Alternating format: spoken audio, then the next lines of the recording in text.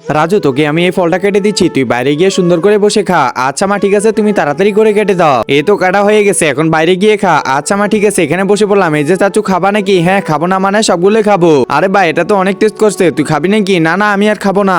আমি নিলাম আর সবগুলো নিয়ে নিল। আরে ওইগুলো কি? ওইগুলো তো দেখি কমলা, আমি এখন কমলা খাবো। না না, এখানে বসা যাবে না, একটু চাপে বসি, এখানে খাবো। আরে রাজু, এটা কি খাইতেছি? এ রাজু, তুই কি খাইতেছিস? আমাকে দে, আমাকে দে। আরে তুই কি এটা সিলতে পারিস নাকি? আমি সিলি, তুই অর্ধেকটা খা, অর্ধেকটারও কম খা, আমি বেশি খাই। ধুর, কোনো কিছুই শান্তিতে খাওয়া যায় না এই চাচুর জন্য। খাওয়া তো শেষ, এটা ফালাই দি। না না, এটা ফালা যাবে না, একটু রাজুর সাথে মজা করতে লাগবে। এই যে রাজু, এদিকে তাক। ওরে বাবা, আমার চোখে কি দিলা? আমার অনেক ঝালাইতেছে। একজন মা কতটা আপন হয়ে থাকে, যার মানেই তাকে জিজ্ঞাসা করে দেখো। তো দেখা যাক বন্ধুরা, এই মায়ের জন্য কে ভিডিওটিতে লাইক এন্ড সাবস্ক্রাইব করে।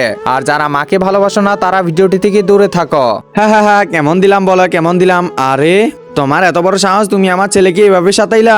ধরো মা একে। আচ্ছা রাজু, তুই দে। ঠিক আছে মা, আমি এখনই দিচ্ছি। এই তো শুশুরাইতেছি। আরে রাজু, শুশুরাইস না, আমার অনেক লাগতেছে, এবার এটা দিব। আরে এ তো পুরা অজ্ঞান হয়ে গেল।